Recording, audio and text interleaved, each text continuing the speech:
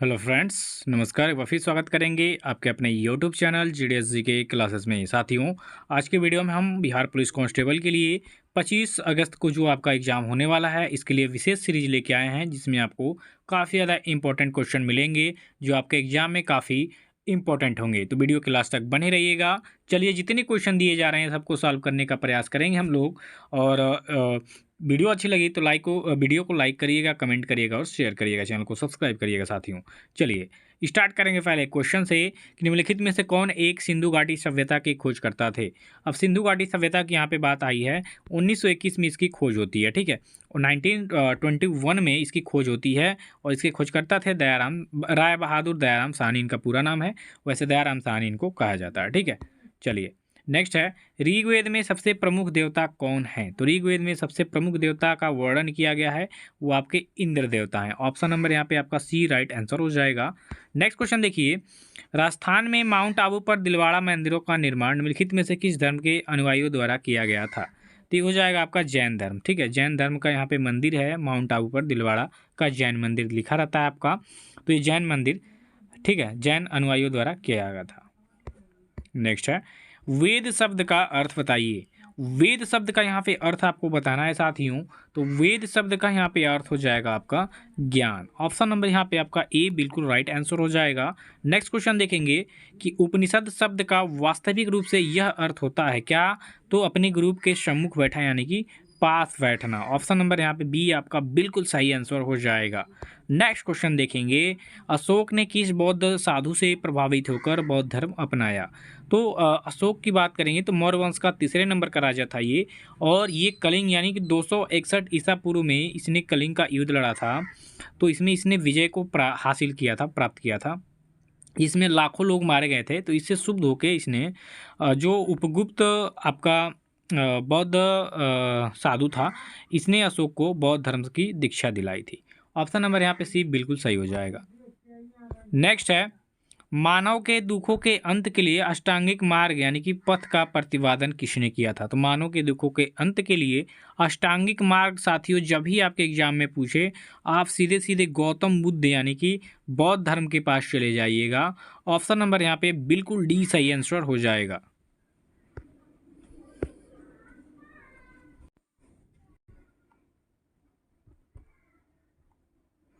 महावीर का प्रथम शिष्य कौन था। अब यहाँ पे महावीर की बात करेंगे तो ये जैन धर्म के 24वें तीर्थकर थे, और इनके जो प्रथम शिष्य हुए इनके दामाद ही थे, जिनका नाम था जमाली, ठीक है।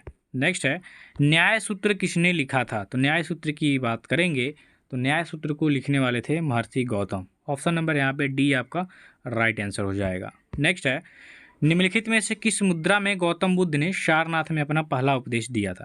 देखिए सारनाथ में पहला उपदेश जिसे हम धर्मचक्र प्रवर्तन के नाम से जानते हैं, तो धर्मचक्र मुद्रा में ही इन्होंने सबसे पहले आपका सारनाथ में उपदेश दिया था, ठीक है। देखिए, आप हमारे टेलीग्राम चैनल से जुड़ना चाहते हैं और फ्री में PDF चाहते हैं तो GDS GK क्लासेस को ऐसे लिख के GDS GK क्लासेस ऐसे लिख के सर्च करिएगा। चैनल को लोगो जो दिख रहा है यूट्यूब पे वही लोगो दिखेगा और ज्वाइन कर लीजिएगा, ठीक है। टेलीग्राम चैनल बन चुका है। आपने कई बार कहा कि सर टेलीग्राम चैनल बना दीजिए, तो ये चैनल बन चुका है। अगर जो आप लोगों को जो भी इच्छुक हैं फ्री PDF के लिए, PDF वहाँ पे डाली जाती है, आप हमारे साथ जुड़ सकते हैं GDS GK classes Telegram channel पर, ठीक है। चलिए नेक्स्ट है, स्तूप शब्द गौतम बुद्ध के जीवन की निम्न किस घटना से संबंधित है। तो स्तूप की बात करेंगे तो एक दिन मैं चर्चा किया था स्तूप के लिए, ठीक है, स्तूप के लिए। तो स्तूप का संबंध हो जाएगा आपका मृत्यु से, ठीक है। यहाँ पे कहाँ दिया हुआ है, बी, ऑप्शन नंबर बी हो जाएगा। नेक्स्ट है, सातवाहन साम्राज्य के संस्थापक कौन थे। सातवाहन की बात करेंगे तो सिमुक थे, ठीक है। डी ऑप्शन बिल्कुल राइट आंसर हो जाएगा। नेक्स्ट क्वेश्चन देखेंगे, महाबलीपुरम में रथ मंदिरों का निर्माण किस पल्लव शासक के शासनकाल में हुआ था, ठीक है। महाबलीपुरम में रथ मंदिर का निर्माण, ये काफ़ी ज़्यादा इंपॉर्टेंट है साथियों, इसको ध्यान दीजिएगा। नरसिंह वर्मन प्रथम के शासनकाल के दौरान महाबलीपुरम में रथ मंदिरों का निर्माण हुआ था। सी विकल्प हो जाएगा यहाँ पे। नेक्स्ट करिएगा, स्वयं को दूसरा सिकंदर यानी सिकंदर ए सानी कहने वाला सुल्तान कौन था। तो ये आपका हो जाएगा अलाउद्दीन खिलजी, ठीक है। इसने अपने आप को स्वयं को दूसरा सिकंदर यानी कि सिकंदर ए सानी की उपाधि दी थी, ठीक है। नेक्स्ट है, तराइन का प्रथम युद्ध किस वर्ष लड़ा गया था। तो पृथ्वीराज चौहान और मोहम्मद गौरी के बीच में 1191 में लड़ा गया था। वही तराइन का दूसरा युद्ध पूछ दे तो 1192। चलिए नेक्स्ट है, भारतीय विश्वविद्यालय अधिनियम किसने पारित किया था? तो भारतीय विश्वविद्यालय अधिनियम, इसकी अगर जो हम चर्चा करते हैं तो इसको लॉर्ड कर्जन ने पारित किया था। नेक्स्ट है, रूसी क्रांति किस वर्ष हुई थी? अब रूस की क्रांति यहाँ पे पूछा है तो रूसी क्रांति आपकी हुई थी 1917 में। सी विकल्प यहाँ पे हो जाएगा आपका राइट आंसर। नेक्स्ट है, भारत में बीबी का मकबरा कहाँ स्थित है? तो ये द्वितीय ताजमहल के रूप में जाना जाता है। ये आपके औरंगजेब के पत्नी का है, ठीक है। बीबी का मकबरा है औरंगाबाद में। बी विकल्प हो जाएगा यहाँ पे। नेक्स्ट करिएगा, तालीकोटा का जो प्रसिद्ध लड़ाई हुआ था कब हुआ था? 1700, 1500, तो इसमें क्या हो जाएगा आपका तालीकोटा का? तो ये हो जाएगा आपका 1565 में। ये विकल्प हो जाएगा, अकबर के शासनकाल में ही हुआ था। नेक्स्ट है, 19वीं शताब्दी के अंत में कौन सा देश सबसे बड़ी औपनिवेशिक शक्ति के रूप में उभरा? तो 19वीं शताब्दी कह रहा है ना, तो ये ब्रिटेन हो जाएगा, क्योंकि सभी देशों पे लगभग इसका राज ही था। तो 19वीं शताब्दी के अंत में जो ब्रिटेन था ये सबसे बड़ा औपनिवेशिक शक्ति के रूप में उभरा। नेक्स्ट करेंगे, चतुर्थ बौद्ध संगीति आपकी कहाँ पे हुई थी? तो चतुर्थ बौद्ध संगीति हुई थी आपकी कुंडलवन, जो कि कश्मीर में पड़ता है। सी विकल्प यहाँ पे बिल्कुल राइट आंसर हो जाएगा, कनिष्क के शासनकाल में, याद रखिएगा। भारत सेवक समाज की स्थापना किसने की थी साथियों? तो भारत सेवक समाज, इसकी अगर जो हम बात करेंगे तो गोपाल कृष्ण गोखले ने इस समाज की स्थापना की थी। डी विकल्प यहाँ पे आपका सही हो जाएगा।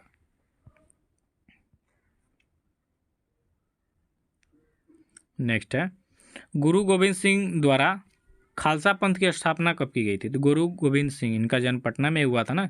ये खालसा पंथ की स्थापना इनके द्वारा किया गया था 1699 में। सी विकल्प हो जाएगा। नेक्स्ट है, एक साथ दो फसल उगाने का प्रमाण हड़प्पाकालीन स्तर से मिला है। तो किस हड़प्पाकालीन से मिला है भैया? तो ये आपका हो जाएगा कालीबंगा से। सी विकल्प सही होगा। हड़प्पा सभ्यता की मुहरें किसकी बनी होती थी? हड़प्पा सभ्यता और महात्मा बुद्ध से क्वेश्चन काफ़ी ज़्यादा आ रहे हैं, तो इनको एक नज़र देखते जाएं। तो सेलखड़ी एक मिट्टी होती है, इसकी बनी होती थी हड़प्पा सभ्यता की मुहरें। तो ये विकल्प हो जाएगा। नेक्स्ट है, मानसरोवर झील आपका कहाँ स्थित है? भूगोल से संबंधित क्वेश्चन आ रहे हैं।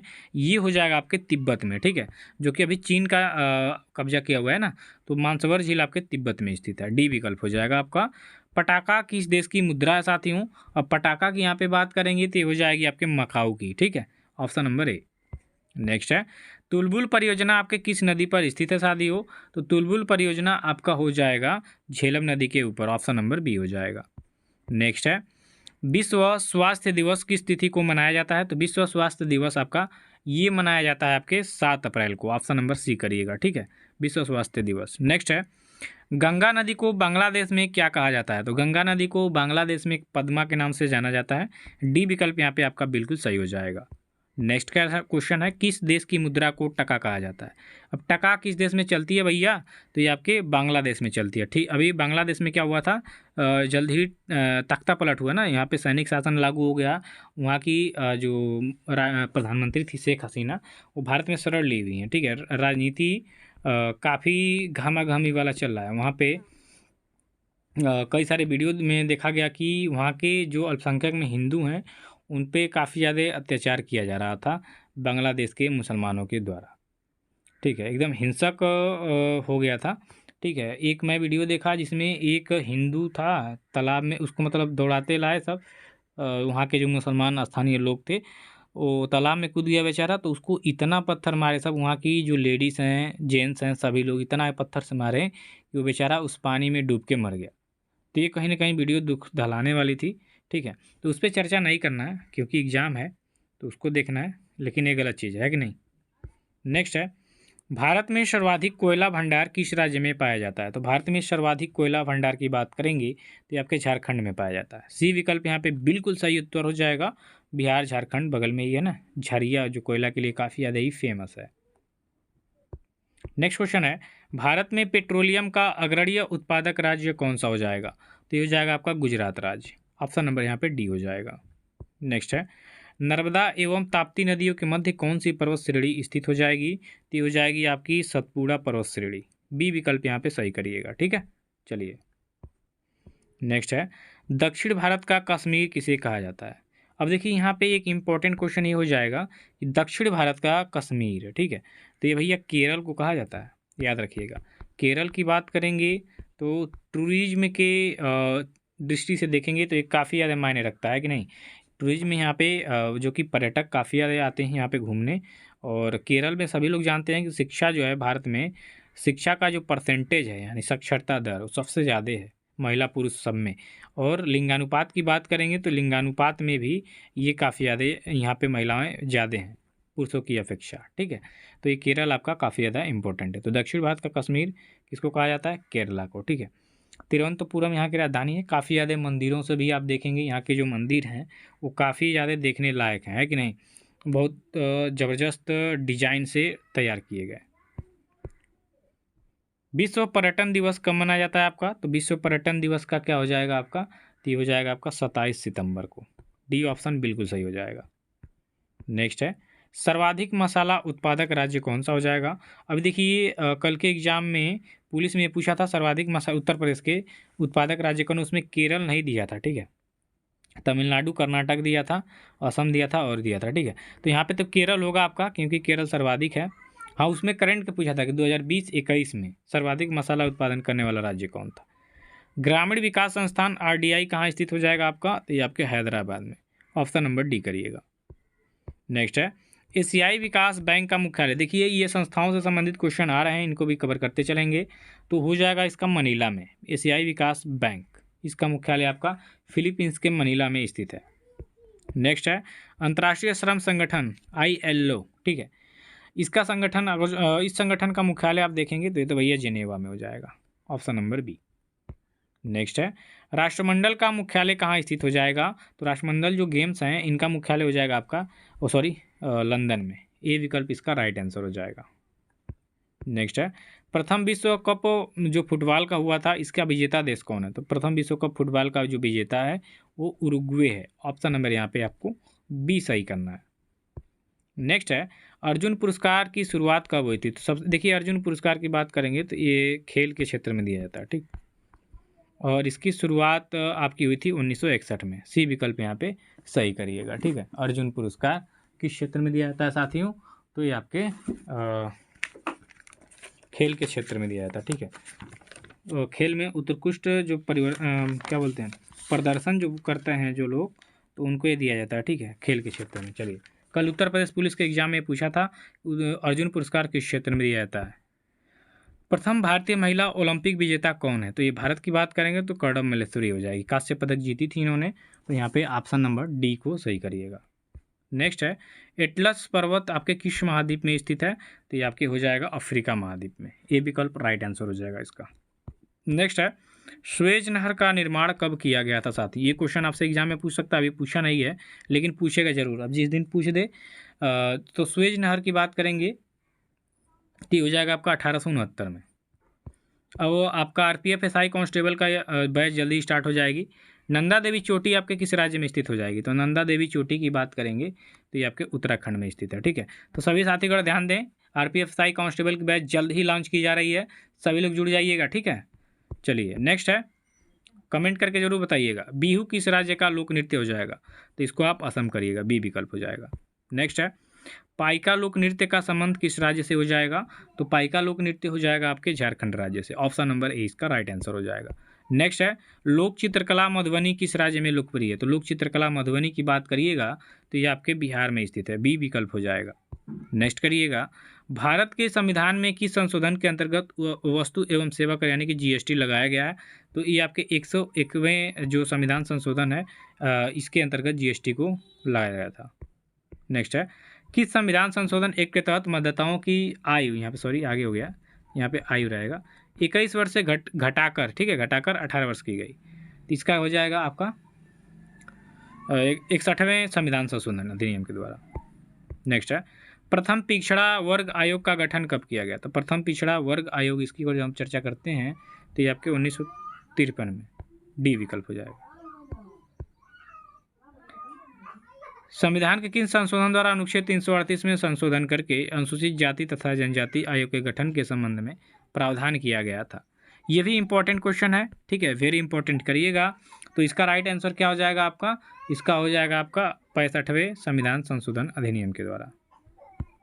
नेक्स्ट है भारत के संविधान के निम्न में से कौन सी एक अनुसूची में दल बदल विरोधी कानून विषय का प्रावधान है? दल बदल यहाँ पे पूछ दिया ना, ये जरूर आएगा एग्जाम में, इतना याद रखिएगा। अब जिस भी 25 को पूछे या उसके बाद में पूछे, लेकिन पूछेगा ये जरूर, इतना याद रखिएगा। तो ये 10वीं अनुसूची में है, ऑप्शन नंबर यहाँ पे बी करिएगा, 10वीं अनुसूची। नेक्स्ट है 44वें संविधान संशोधन के पश्चात राष्ट्रपति को निम्न परिस्थितियों में राष्ट्रीय आपातकाल घोषित करने का अधिकार प्राप्त है। तो राष्ट्रीय आपातकाल किन परिस्थितियों में किया जाता है, ये आपसे पूछा है। तो ये आपके युद्ध, वायु आक्रमण या सशस्त्र विद्रोह से उत्पन्न स्थिति के समय में राष्ट्रपति के द्वारा राष्ट्रीय आपातकाल की घोषणा की जाती है। चलिए, राज्य में आपातकाल के समय राज्य का शासन किसके हाथ में रहता है? तो ये आपके राष्ट्रपति के हाथ में ही रहता है, राज्यपाल मत करिएगा, बी ऑप्शन हो जाएगा। प्रथम राष्ट्रीय आपातकाल की उद्घोषणा के समय देश के राष्ट्रपति कौन थे? तो डॉक्टर एस सर्वपल्ली राधाकृष्णन। ठीक है, चलिए सी विकल्प होगा उसका। नेक्स्ट है समवर्ती सूची का विषय क्या हो जाएगा भैया? इसमें से समवर्ती सूची की बात करेंगे तो समवर्ती सूची का इसमें से विषय हो जाएगा विवाह और विवाह विच्छेद, ऑप्शन नंबर यहाँ पे डी करिएगा। नेक्स्ट कह रहा है आपसे निम्नलिखित सूचियों में से किसके अंतर्गत शिक्षा आती है भैया? तो ये आपके समवर्ती सूची की विषय है शिक्षा, तो यहाँ पे सही करिएगा विकल्प ए को। नेक्स्ट है पंचायती राज विषय हो जाएगा किसका भैया? तो पंचायती राज विषय हो जाएगा आपके राज्य की सूची का, ऑप्शन नंबर डी हो जाएगा।